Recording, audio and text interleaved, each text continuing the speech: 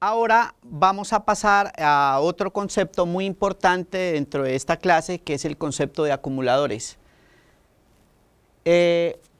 Un acumulador es una variable que se usa para acumular valores, la misma palabra lo dice, dentro de una estructura repetitiva. O sea, un contador es muy similar a un acumulador. El concepto que vimos previamente es el contador, que servía para incrementar una variable, para contar valores. Los acumuladores tienen una función muy similar, ¿sí? Pero aquí el acumulado que yo voy llevando, lo que se hace es que se incrementa en una cantidad variable. Recordemos que el contador siempre se hacía en una cantidad constante, entonces yo incrementaba las transacciones de uno en uno. Los acumuladores pueden ir cambiando, pueden ir acumulando valores en cantidades variables. Entonces miren lo que nos están pidiendo aquí.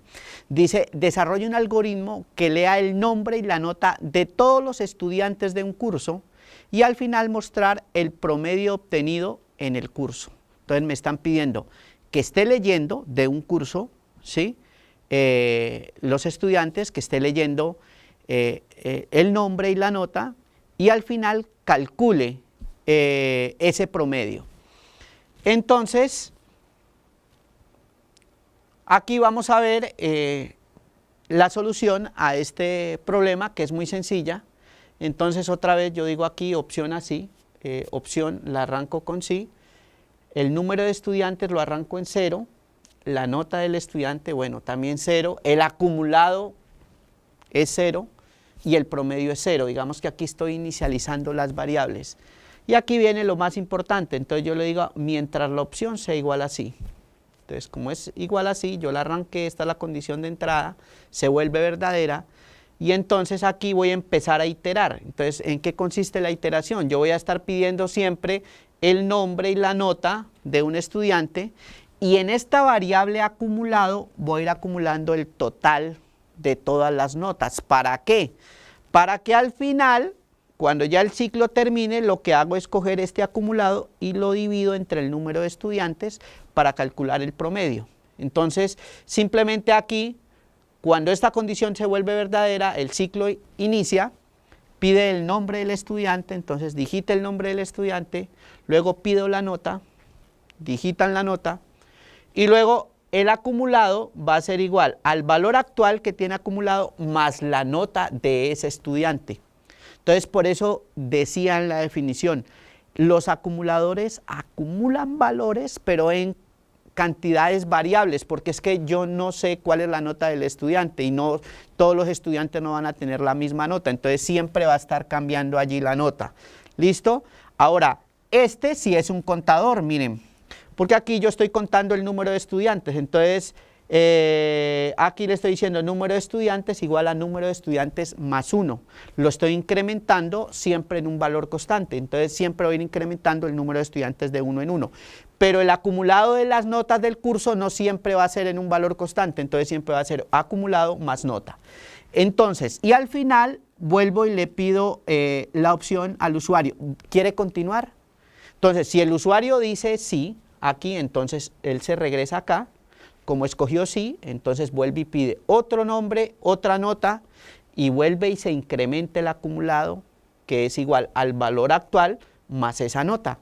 Se incrementa el número de estudiantes y vuelve y pide al usuario la opción. ¿Quieres continuar? Entonces supongamos que yo le digo sí. Entonces regreso acá, pido otro nombre, pido otra nota, vuelve y se incrementa el acumulado.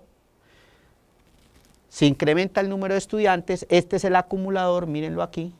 Esto sería un contador, y al final vuelve y pide, ¿desea continuar? Supongamos que yo digo no, entonces cuando yo digo no, esta opción de aquí, esto ya se vuelve falsa, esta condición. Cuando la condición se vuelve falsa, termina el ciclo, termina esto, y entonces él continúa acá, es decir, continúa a la siguiente línea por fuera del ciclo. Y entonces, como yo ya terminé de leer las notas, entonces lo que voy a hacer ahorita es calcular el promedio. Entonces el promedio es igual al acumulado que tengo aquí dividido entre el número de estudiantes, ¿sí? Y allí me estoy calculando cuál fue el promedio del curso. Y al final ya tengo aquí entonces imprimo o muestro el promedio del curso. Entonces yo digo el promedio del curso fue este promedio que calculé aquí. Entonces miren que en este ejemplo estoy usando tanto el concepto de acumulador como el concepto de contador para resolver este problema, que consistía en que yo tenía que ir registrando las notas de un curso y al final tenía que calcular el promedio. Entonces aquí utilicé el acumulador, un acumulador para ir acumulando las notas de todos los estudiantes, y utilicé un contador para contar cuántos estudiantes, y al final, para poder calcular el promedio del curso, hice la división, simplemente el acumulado de todas las notas entre el número de estudiantes. Entonces, esta parte, este ejemplo es muy importante para entender el concepto de acumuladores, el uso de acumuladores. Muy bien.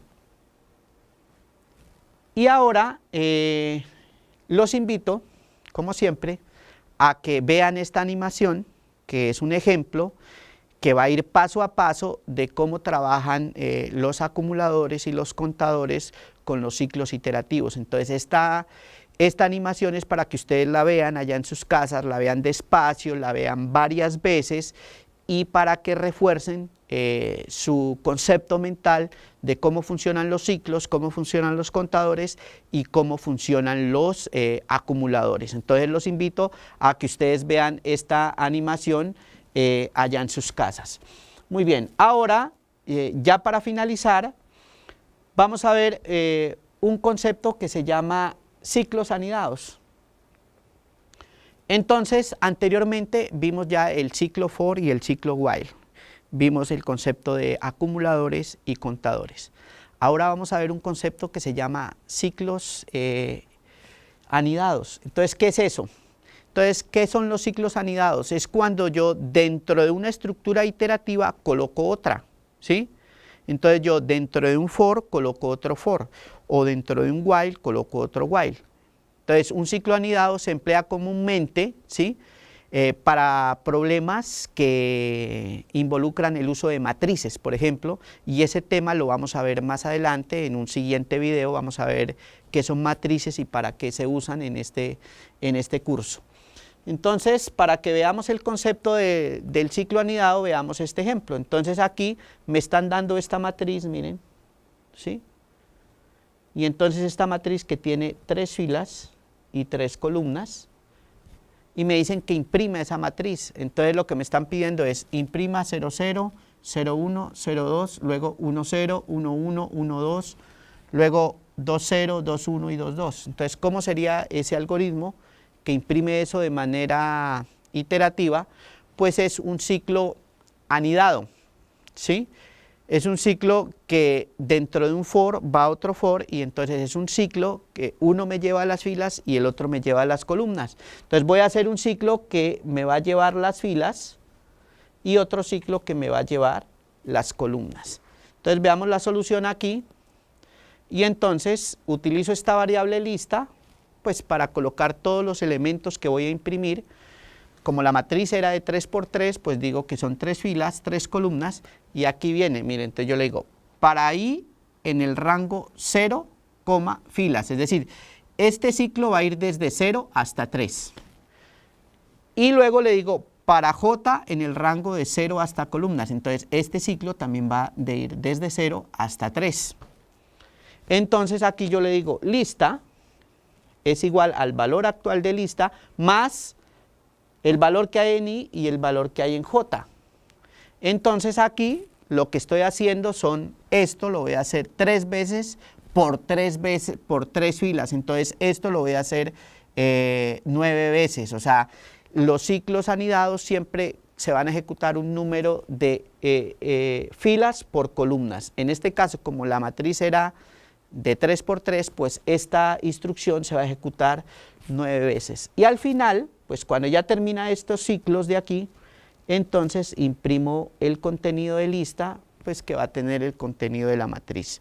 En resumen, los ciclos iterativos, los ciclos anidados, que los veremos más adelante cuando veamos la clase de matrices, son eso, o sea, un ciclo anidado es un ciclo que se coloca dentro de otro ciclo, y las aplicaciones más comunes de esto son cuando yo voy a trabajar con matrices.